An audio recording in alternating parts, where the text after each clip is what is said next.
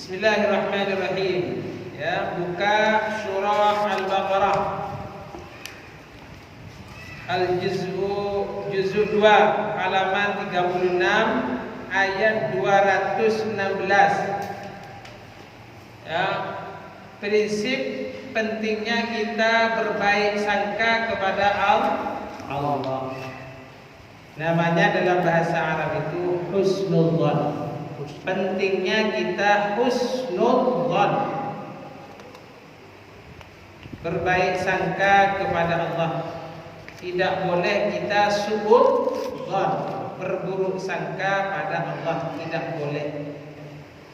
Akan tetapi kita dalam kehidupan ini, pada keputusan-keputusan yang Allah tetapkan kepada kita, baik suka atau duka, maka kita berhusnudzon. Apa husnudzon? Berbaik sangka kepada Allah bahwa keputusan ujian yang dialami oleh kita adalah ada hikmahnya dan terbaik di sisi Allah. Ya, halaman 36. Cari dulu halaman 36. Sudah ketemu? Ya, surah Al-Baqarah ayatnya 216. Ya, 34 berarti Ustaz. 216. Ya. Halaman 34 berarti Ustaz. Ya. 34 ya? Iya. Oh, nggih ngapunten ya. Iya, Ustaz. Halaman 34. Ya. Nggih ngapunten ya Bapak Ibu semuanya. Saya salah tulis tadi. Iya, Ustaz. Ya, itulah manusia ahlul khata' wan nisyan, tempatnya keliru dan lupa. Halaman 34 ayat 216 surah Al-Baqarah Al-Juz'u 2. Ini prinsip pentingnya kita berbaik sangka kepada Allah. Jangan sampai kita berburuk sangka. Begini hadirin rahimahullah. Allah Subhanahu wa taala berfirman, "Kutiba 'alaikumul qitalu wa huwa kurhun lakum wa 'asa an takrahu syai'an wa huwa khairun lakum wa 'asa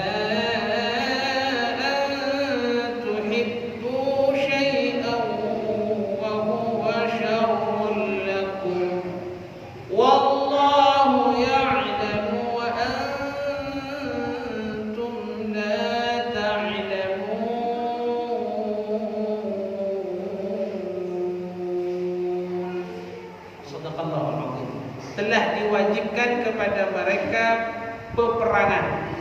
Ya, teks bukunya begitu. Wa huwa kurhun lakum, dan peperangan ini mereka tidak suka akan perintah wajib yang telah Allah perintahkan untuk berperang. Maka wa asa an takrahu syai'an, boleh jadi sesuatu yang tidak kamu suka, wa huwa khairul lakum, itu baik untuk kamu. Dan wa asa an tuhibbu syai'an wa huwa syarrul lakum, boleh jadi sesuatu yang kamu sukai itu buruk, tidak baik kepada kalian. Wallahu ya'lamu, Allah tahu, lebih tahu, wa antum la ta'lamun, kalian, kita semua tidak tahu apa hikmah di sebalik itu semua. Begini, Pak Sur, Pak Salahuddin, ibu-ibu, bapak-bapak semuanya, Masya Allah ada 40 orang ya. Alhamdulillah. Orang munafik zaman dulu ya, kalau tidak ada perintah perang, wahyu dari Allah kepada Rasulullah, mereka mengharap-harap kapan ada perintah perang, kapan ada perintah wajib untuk berperang. Itu dalam kesehariannya orang munafik, seperti itu, mengharap-harap kapan turunnya wahyu diwajibkannya berperang. Setelah turun wahyu, mereka tidak suka dan tidak mau mengikuti perintah berperang, karena mereka tidak suka berperang, khawatir nanti kalau berperang itu mati di medan perang.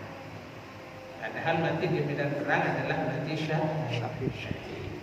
Takut berpisah dengan keluarganya, anak dan istrinya dan orang tuanya. Takut meninggalkan harta kekayaan ayahnya. Kalau imannya kuat, mereka ingin sekali mati syahid. Nah, itu satu. Kedua, ayat ini perlu, bukan sekedar ayat ini, Al-Quran keseluruhannya mesti kita lihat asbabun nuzulnya, tidak boleh diartikan sepotong-sepotong. Kalau diartikan sepotong-sepotong, nanti mengartikannya, oh, Islam ini mewajibkan peperangan, wajibkan keganasan, ekstrim dan lain sebagainya. Islam tidak memerintahkan perang, melainkan ada wahyu dari Allah. Artinya peperangan yang terjadi bukan mengikut hawa nafsu orang Islam dan bukan hawa nafsu baginda Muhammad sallallahu alaihi wasallam. Peperangan terjadi bukan Islam yang mendahului peperangan itu, tetapi karena ancaman-ancaman mereka, Islam harus membela diri, maka terjadilah suatu peperangan. Tidak serta-merta Islam itu gawat, ekstrim, harus berperang. Tidak seperti itu, melainkan semua itu wahyu, dan semua itu tidak dimulai dari orang Islam. Karena kita membela agama, diri, ya, maka terjadilah peperangan. Maka disebutkan di sini peperangan di zaman dulu oleh sesetengah orang-orang kafir dan orang munafik, mereka benci, tidak suka berperang. Maka kata Allah, boleh jadi sesuatu yang tidak kita sukai, yang kita benci, tidak kita sukai itu lebih baik untuk kalian. Boleh jadi sesuatu yang kamu cintai itu adalah jelek, tidak baik untuk kalian. Wallahu ya'lamu wa antum la ta'lamun.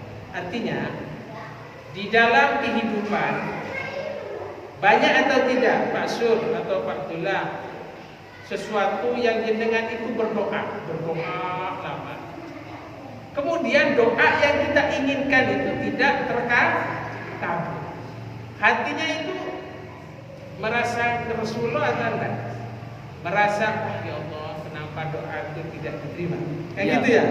Ya Allah, kenapa padahal aku suka ini, kenapa ternyata tidak dikabulkan? Itu kan hati kita sebagai manusia benci. Oh, kenapa Allah tidak kabulkan? Lah, tidak dikabulkan sebuah doa, kita kan benci, ada rasa tidak senang, gitu maksudnya. Maka sesuatu yang kamu benci, yang tidak kamu suka, yang tidak kamu senangi, bersabarlah, berbaik sangka kepada Allah. Boleh jadi sesuatu doa yang tidak dikabulkan, yang tidak kamu sukai, itu adalah lebih baik untuk kita. Boleh jadi sesuatu yang kamu sukai, ya, tidak dikabulkan. Sesuatu yang kamu sukai, boleh jadi itu tidak baik untuk kalian. Makanya dalam kehidupan secara umumnya, baik atau buruknya kita pasrah kepada Allah dan berbaik sangka kepada Allah. Boleh jadi sesuatu yang tidak kamu sukai adalah baik untuk kamu. Boleh jadi yang kamu sukai adalah keburukan. Allah yang tahu, kalian, kita semua tidak tahu. Saya sedikit bercerita, ada teman itu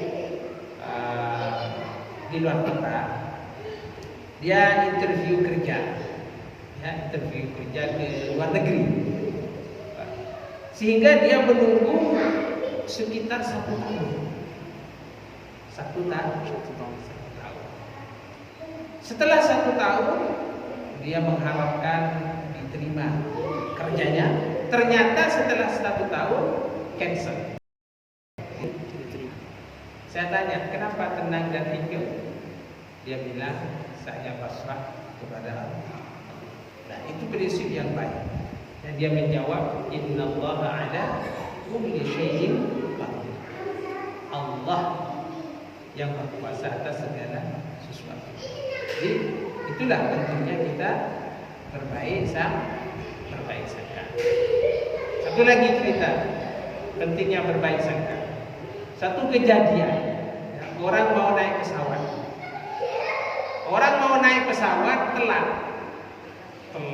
dan akhirnya dinyatakan tidak boleh ikut pesawat. Ya.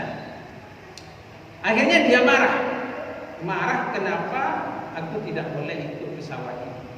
Ya, marah, benci istilahnya. Marah ke security dan petugas-petugas. Iya. Itu namanya tidak berbaik sangka. Sebenarnya kita berbaik sangka.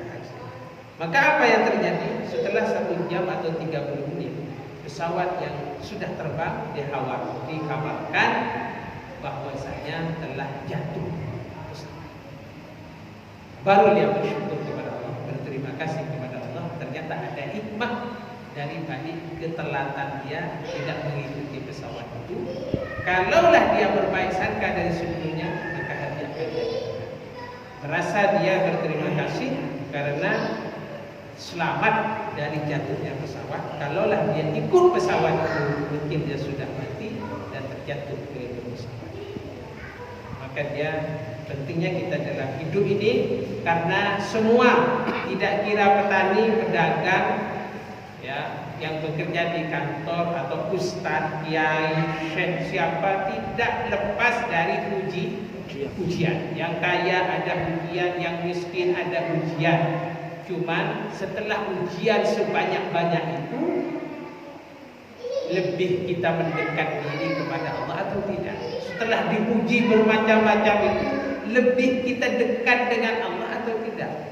Kalau diuji dengan anak, dengan harta, dengan segala macamnya, kemudian kita kembali kepada Allah, lebih lagi mendekat kepada Allah, maka alhamdulillah.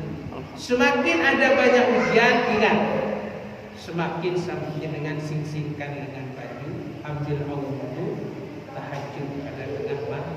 Semoga Allah berikan solusi, karena kita ini tidak mampu.